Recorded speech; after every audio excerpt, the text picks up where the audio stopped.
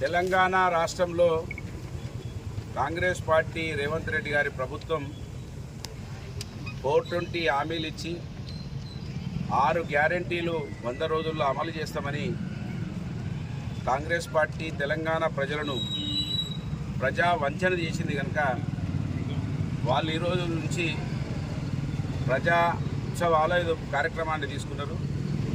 దానికి నిరసనగా మంత్రి నియోజకవర్గంలో ముఖ్యంగా మా ఎమ్మెల్యే చదువుకున్నవాడు, మా ఎమ్మెల్యే పథకాలు చెప్తున్నాడని నమ్మి మంత్రి నియోజకవర్గంలో ఎక్కువ శాతం ఉన్నటువంటి అట్టడుగు వర్గాల ప్రజలు, బీసీలు, ఎస్సీలు, ఎస్టీలు, మైనార్టీలు, అగ్రవర్ణాలలో ఉన్న పేదలు నమ్మి చదువుకున్న వ్యక్తి కదా చెప్తుండని నమ్మి ఓటేసి దాదాపు 5వసారి ఇక్కడ ఆయనకు అవకాశం ఇస్తే ఇప్పటి వరకు ఆయన ప్రాతినిధ్యం వహిస్తున్నటువంటి నియోజకవర్గంలో ఒక్క పథకం కూడా అమలు కాలేదానికి నిరసనగా ఈ ప్రజా వంచన దినాలనే కార్యక్రమాన్ని 20 రోజుల పాటు వచ్చే డిసెంబర్ 9 వరకు కూడా బీఆర్ఎస్ పార్టీ ఆధ్వర్యంలో తీసుకోవడం జరిగింది. మంత్రి ఎమ్మెల్యే మరి వాళ్ళ జవాబు చెప్పాలి, శ్వేతపత్రం విడుదల చేయాలి. మీరు ఎన్నికల సమయంలో నేనే మేనిఫెస్టో తయారు చేసిన, నన్నంత మేధావిగా కేంద్ర పార్టీ కాంగ్రెస్ పార్టీ నన్ను గుర్తించింది, నా అంత తెలియకలోని రాష్ట్రంలోనే ఎవరు లేరని మీరు చెప్పినారు ఎమ్మెల్యే గారు. ఏవైందో జవాబు చెప్పాలి ప్రజలకని అడుగుతా ఉన్నాను. ముందుగా నేను దాదాపు అన్ని మండలాలు వెళ్ళే కార్యక్రమానికి శ్రీకారం చుట్టడం జరిగింది. ఇవాళ ఎక్కడ వెళ్తే అక్కడ కొన్ని పథకాల గురించి చెప్పడం జరుగుతూ ఉంటుంది కనుక ఇక్కడ మహాలక్ష్మి అనే పథకాన్ని ముందుగా పెట్టిన వాళ్ళు అయితే మనం ఈ దేశాన్ని భరత మాతతోటి పోలుస్తాం. ఆ భరత మాతతో పోల్చేటువంటి ఆ మాతలనే మోసం చేసిన పార్టీ కాంగ్రెస్ పార్టీ. ఆడబిడ్డలు మనం గృహప్రవేశానికైనా, ఇంట్లో పండుగ, ఊర్లో పండుగ వచ్చినా, ఏదొచ్చినా కూడా ఆడబిడ్డలను పిలుచుకుంటాం. వాళ్ళు లేని మనకు కార్యక్రమమే లేదు ఈ తెలంగాణ రాష్ట్రంలో, భారతదేశంలో.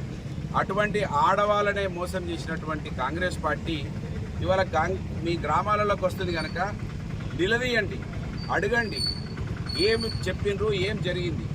దాంట్లో మహిళలకు ఇచ్చినటువంటి హామీలలో ఒక బస్సు మినహా ఆ బస్సులో ఎక్కినటువంటి ఆడబిడ్డలు కూడా అనేక ఇబ్బందులు జరుగుతూ ఉన్నాయి.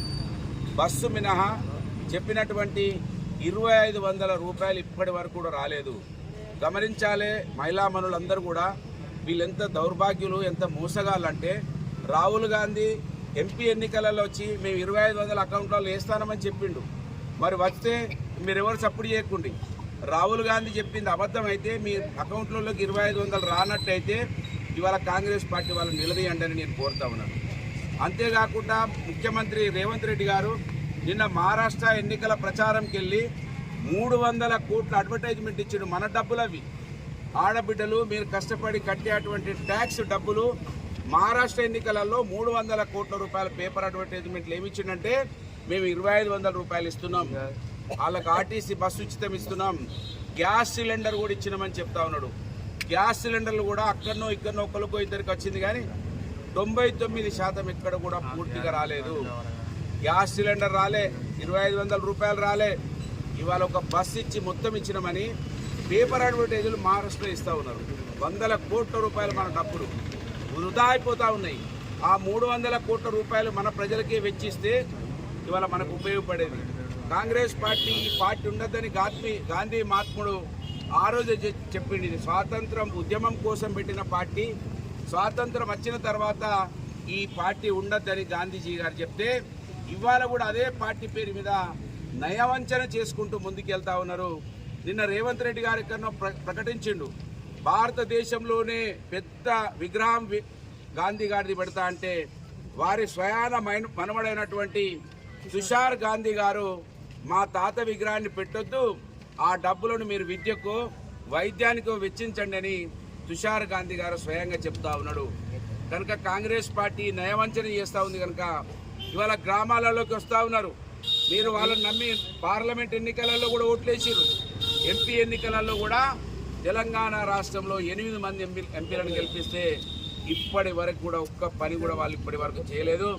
ఇంకా చేయకపోగా బయట రాష్ట్రాలలోకి వెళ్ళి మేము అన్నీ చేస్తున్నామని చెప్తా ఉన్నారు, మనల్ని మోసం చేస్తూ ఉన్నారు. కనుక ఈ 6 గ్యారంటీలలో మొదటి గ్యారంటీ ఇందిరా గాంధీని అవమానపరుస్తున్నారు, గాంధీ గారిని అవమానపరుస్తున్నారు. వాళ్ళ ఫోటోలు పెట్టి హామీలు ఇచ్చినటువంటి కాంగ్రెస్ పార్టీ నిలదీయండి.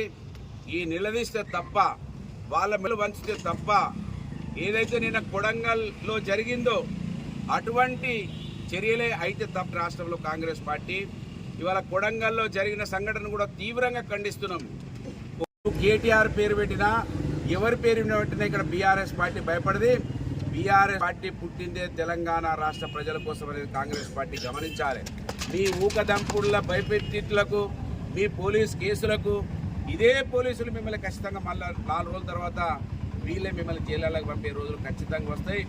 ప్రజలు ఆగ్రహంతో ఉన్నారు, ప్రజలు తుకతుక ఉడుకుతున్నారు. ఇంత అన్యాయమని బాధపడుతుంటే మీరిచ్చిన హామీల మీద శ్రద్ధ పెట్టకుండా మాట్లాడిన వాళ్ళ మీద కేసులు పెట్టే ప్రయత్నాన్ని తీవ్రంగా ఖండిస్తున్నాం. ఏదైతే కొడంగల్ మాజీ ఎమ్మెల్యే గారు నరేందర్ రెడ్డి గారి మీద ఏదైతే కేసు పెట్టిర్రో దాన్ని తీవ్రంగా ఖండిస్తూ ఉన్నాం.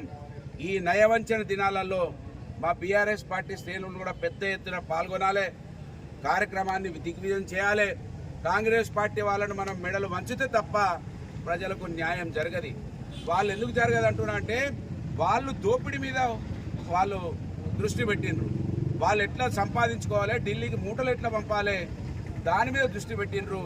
మనం ఒత్తిడి చేస్తే ఆ ఢిల్లీకి పంపే మూటలు మన తెలంగాణ రాష్ట్ర ప్రజలకు అందుతాయి. మనం గలం విప్పకపోతే మన డబ్బంతా కూడా ఢిల్లీ కాంగ్రెస్ పార్టీకి పోతూ ఉంటుంది. కనుక మనం ఆలోచించి ఈ ఢిల్లీకి మూటలు నాపి తెలంగాణ ప్రజలకి డబ్బు అందే విధంగా బీఆర్ఎస్ పార్టీ శ్రేణులు అందడం కూడా పోలీసు కేసులు అవుతుంటాయి, పోలీసు వాళ్ళు భయపెట్టిస్తూ ఉంటారు. ఈ పోలీసులకు భయపడితే నిజంగా దేశంకు స్వతంత్రం రాకపోవు. ఈ పోలీసులకు భయపడితే తెలంగాణ రాష్ట్రం రాకపోవు.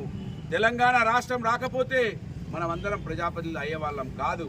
కనుక ఇవన్నీ కూడా మనం బీఆర్ఎస్ పార్టీ శ్రేణులు గమనించాలని కోరుతూ ఈ కార్యక్రమాన్ని దిగ్విజయం డిసెంబర్ 9 వరకు కూడా చేయాలని బీఆర్ఎస్ పార్టీ నాయకులందరినీ కూడా విజ్ఞప్తి చేస్తూ ఈ కార్యక్రమానికి పిలువంగానే విచ్చేసిన మా సైనికులందరికీ, నిఖార్సైనటువంటి తెలంగాణ బిడ్డలందరికీ హృదయపూర్వకంగా బీఆర్ఎస్ పార్టీ మంత్రి నియోజకవర్గ పక్షాన ధన్యవాదాలు. జై తెలంగాణ.